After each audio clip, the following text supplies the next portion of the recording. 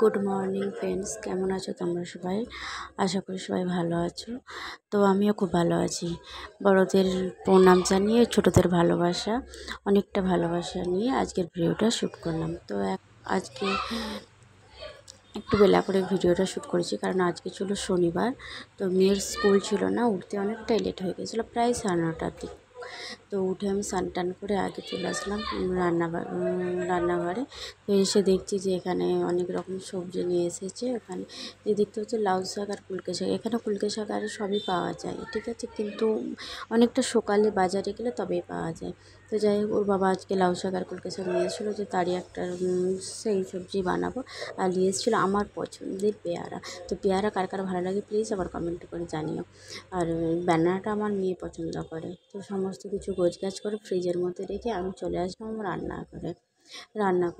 করতে এখানে হচ্ছে তরি দিয়ে আলু দিয়ে তরকারি, আর লাউ শাকের ঝোল, আর হচ্ছে আলু করলা ভেজেছিলাম মনে হয়। যাই হোক, খাওয়া দাওয়া করে শুয়ে পড়েছিলাম। তো ঘুম থেকে উঠেই পুরো ভিডিওটা শ্যুট করছি। তো এখন বাজে প্রায় 4:30 পৌনে 4টে দিক করে। তাই মেয়েকে টিউশনিতে নিয়ে যেতে হবে, তাই বাড়ি ঘরটা একটু পরিষ্কার করে রেখে তারপর ওকে ঘুম থেকে উঠে আমি রেডি করে নিয়ে যাব। তো ওই যে বোর্ডটা দেখতে পাচ্ছ বন্ধুরা, ওই বোর্ডে আমি আমার মেয়েকে কী বল পিকচার এঁকে এঁকে ওকে আমি পড়াই। তো ওতে ওর ইন্টারেস্টটা হয়, তো ও ভালোভাবেই পড়ে নেয়। তো এই যে দেখতে পাচ্ছ আমার মেয়েকে, ওকে তো ঘুম থেকে উঠে খাইয়ে রেডি করে রেডি করে নিয়েছি, আর আমি রেডি হয়ে গেছি। তো যে জামাটা দেখছো না, ওই জামাটা আমি বানিয়ে দিয়েছি। কোনো কাস্টমার আমাকে হয়তো চুড়িদার বানাতে দিয়েছিলো, টুকরো টুকরো কাপড় ছিল, সেই কাপড় ম্যাচিং করে আমি বানিয়েছি। কেমন হয়েছে প্লিজ জানিও। তোর বাবা দেখছে আর বলছে যে বাবুকে এরকম বানিয়ে দিয়ে। আমি ঠিক আছে বলতে আমি রেডি হয়ে ওকে বললাম চলে এসো একটু বলতে। ওকে দিয়ে এসে আমি ওর বাবা বললো যে আমাকে একটু ফল কেটে দিয়ে যাও।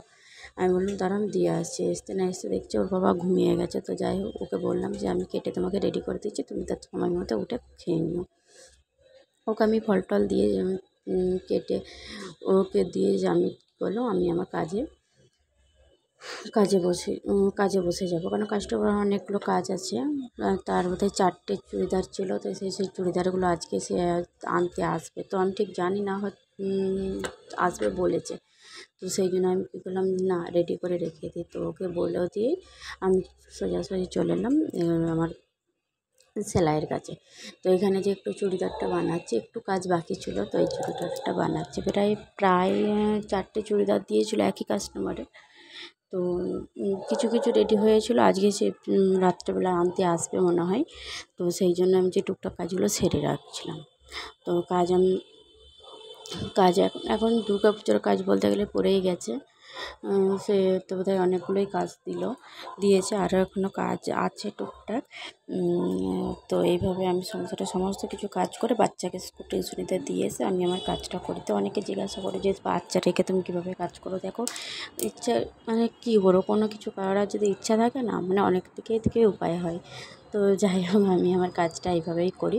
আর এই যে একটা দেখছো না, এটা আমি মিশো থেকে অর্ডার করেছিলাম। তো এটা বেশ কাজের, কারণ ছোটো ছোটো বাচ্চাদের যখন জামা বানাই না, অনেক কাস্টমাররা বলে না চেন দিও না, বাচ্চারা চেন কেটে দেয়, আর হুক দিও না খুলে যায়। তো তাই জন্য ভাবলাম এটা একদিন একজনের ভিডিও দেখে স্টেশন তনুশ্রীদির ভিডিও দেখেছিলাম। তো সেখানে সেইটা হচ্ছে দেখে আমার ভালো লেগেছিলো।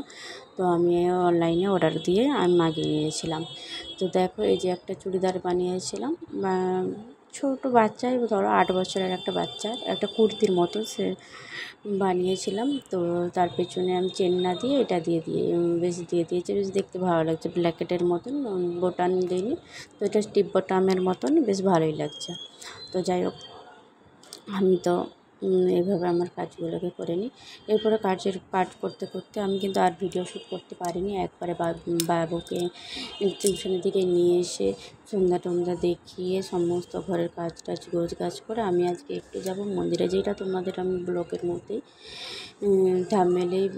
থাম্বনেল দেখেই বুঝতে পেরেছো। তো এখানে কিন্তু বাঙালি একটা কালী মন্দির আছে। তো সেই কালী মন্দিরে হ্যাঁ, কালী মন্দির অনেক এখানে প্রচণ্ড বাঙালি আছে, যেটা তোমরা আমার ভিডিওর মধ্যে দেখতে পাবে। তো সমস্ত ওখানে কাজ ওইটুকুনি বাকি ছিল, তো সমস্ত কাজ গোছগাছ করে আমি একদম রেডি হয়ে তারপর তোমাদের সাথে ভিডিও আসছি। তো দেখতে পাচ্ছ আমি পুরো একদম রেডি হয়ে গেছি। এটা একটা মানে কি বলবো, দেশ থেকে এই সুতির শাড়িটা নিয়ে এসেছিলাম। মানে দেশে একদিন পরেছিলাম, আমার দেশে একটা পুজো হয়েছিল। তো সেই দিনে হচ্ছে ঠাকুর আসছিলো, দেশে একটা রুলস আছে না যে ঠাকুর আসলে যে জল টল দেওয়া, তো সেই দিনেই পরেছিলাম, তারপরে আর পরা হয়নি। তো আজকে ভাবলাম প্রচণ্ড গরম, তো তাই ভাবলাম যে এই শাড়িটাকেই পরা যাক।